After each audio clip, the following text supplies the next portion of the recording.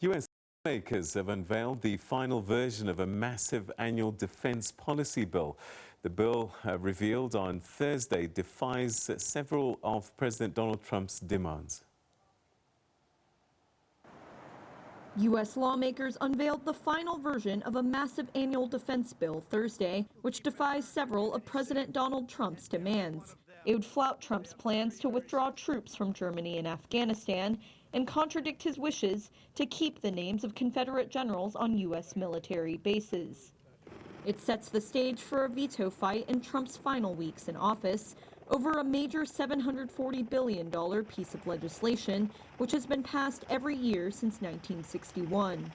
The National Defense Authorization Act, or NDAA, addresses pay concerns for U.S. troops, aircraft and ship purchases, as well as how to deal with rivals like China and Russia. This year's bill would prevent Trump from slashing the number of active duty troops in Germany and Afghanistan below a certain level.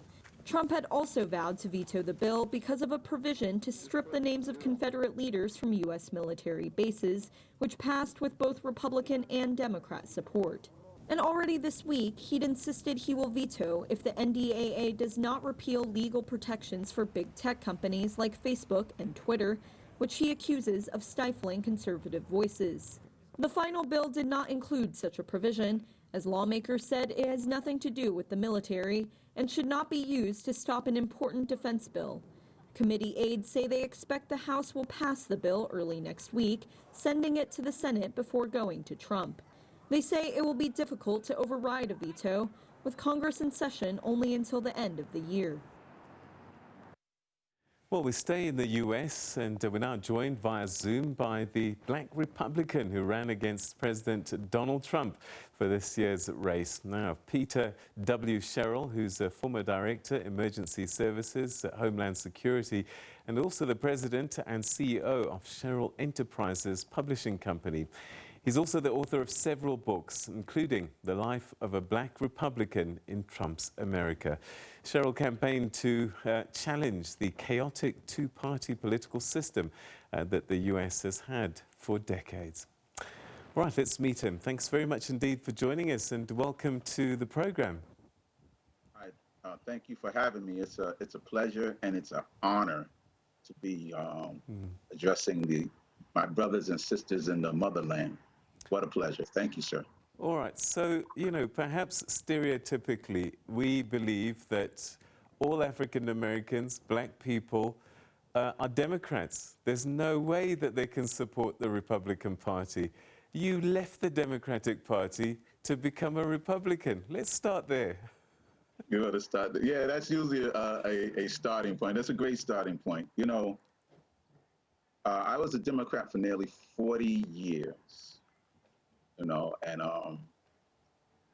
when I really got involved in government after I left corporate, as I looked at certain things happening in a city where it's majority African American, all I saw was crime, murder, drugs, broken down infrastructure, poverty, failing school system. And when I actually looked at it, it was a narrative for all urban cities across America. And the one thing they had in common were they were all run by Democrats. And that was the beginning of my decision to no longer support the agenda of the Democratic Party. Plus, there are some typical basic social issues that I just could not be a part of. And during the Obama administration, they had same-sex marriage and, this abortion bill that they have. I mean, as a spiritual man, I just could not no longer be affiliated with such a party. And so it almost compelled me to join the Republican Party. But then people would ask the question, the Republicans are probably worse than the Democrats. I'm like, you know what? Hopefully that with this move, that I can begin to effectuate change in the Republican Party. And then I left in 2011, and actually I was hopeful that I could do that. And then 2016, they elected Donald Trump president. But doesn't And that's that why tell I you? try to make sense. But doesn't that tell you a lot about the party and Republicans in general in America that they could pick someone like Donald Trump? Well, it was a shock to the Republican Party, actually. What people do not realize is that, and I wrote about this in The Life of a Black Republican in Trump's America. See, there's always somebody who has a personal interest, and usually of a billionaire status. And if you recall, uh, in Donald Trump's campaign, he basically was falling. And all of a sudden, there was a move that was made, and they got rid of his campaign manager, Paul Manafort, who's in jail now, and they brought in Steve Bannon. And what people do not realize is that Steve Bannon is basically a right-wing fascist ideologist, and the person who he works for owns Cambridge Analytica, one of the most suspect uh, data mining companies in the intelligence community, and the owner of one of the largest hedge funds in America. And so that individual began the financing of Donald Trump's campaign, and thus the alt-right agenda and the fascist movement and the white supremacist movement in the Republican Party. And that's where I came and said, you know what? Somebody has to stop this and expose this. And that's why I wrote the book, The Life of a Black Republican in Trump's America, to expose this fascist ideology that But is actually still permeating but the Republican Party. but Peter, the reality is nobody's under any illusion that the Republican Party is home to a good number of white supremacists, right-wing fascists, that, as you describe them, these are the people that you're sharing a home with, and it's difficult to reconcile. It is. I'm be honest. It is difficult to reconcile. But here is the dichotomy, as my professor used to say. You know, uh, the Democratic Party initially was the party of the white supremacists. It wasn't until late 1960s that there was this exodus from the Democratic Party into the Republican Party.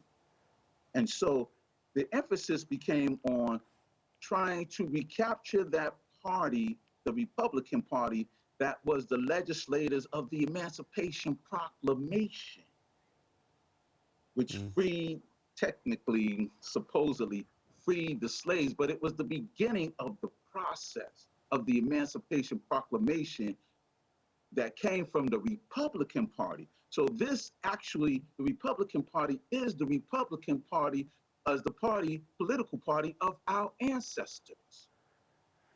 All right. So you gave us a clue a little bit earlier on, and I just wonder, because I keep hearing this quite a bit, that you vote Republican because it is closest to Christian values, i.e. Roe versus Wade, abortion, and same-sex marriage is problematic. And so if you have a problem with those issues, then you can't be voting Democrat.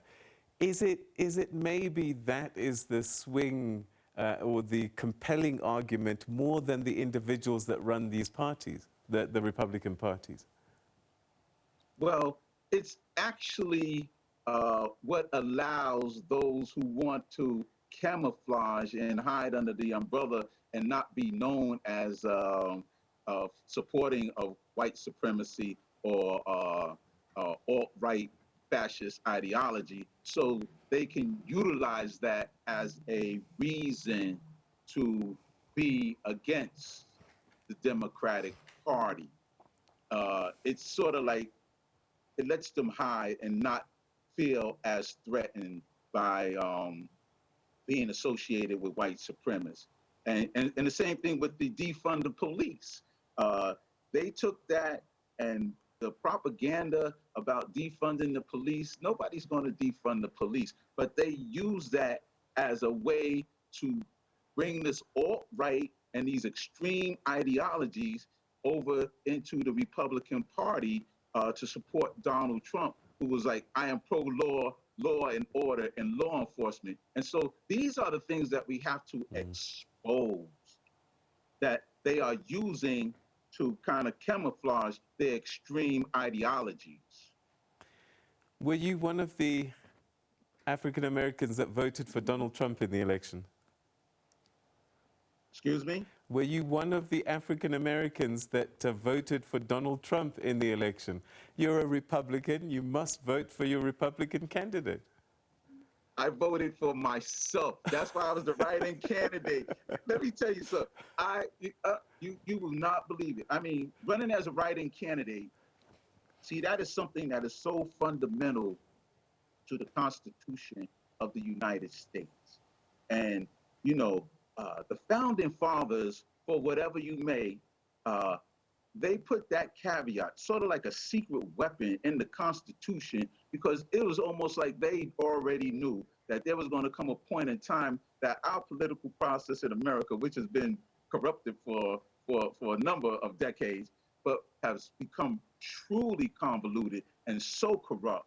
And I am suggesting that that right and vote is kind of like the last stance of our line of defense for our democracy and freedom. And let me tell you something. When I signed my name at the write-in vote candidate when the day of election, and I knew that I didn't vote for Donald Trump, and I ain't vote for Joe Biden or Kamala. I voted for Peter W. Sherrill for President of the United States. And that was an incredible feeling, knowing that I am intellectually, educationally, spiritually, professionally qualified for this position. All right. Okay, so you're not a Republican, really. That's the honest truth.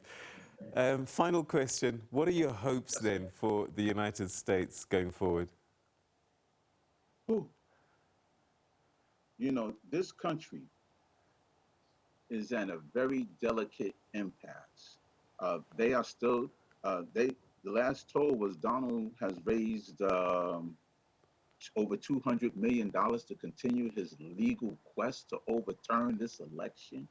He's not finished. Our democracy is hanging on by a thread, and things just really need to change. And unless we actually begin to deal with this two-party system that is totally controlled and financed by billionaires and their agendas, this country might be looking at its decline like the Roman Empire. All right. Peter W. Sherrill, we'll look out for you at the next presidential race. Thank you very much indeed for sharing your thoughts and your time. It was a pleasure. Yep, it was a pleasure and an honor, sir. Thank you very much. Thank you very much. Sir. Yes. All right, that was Peter W. Sherrill, an American politician and businessman who believes in a third way, a new way, a different way from the long-running Republican versus Democratic Party system. He says he's a Republican. He was a former Democrat, but I suspect he's neither of the two now. He voted for himself in the last election.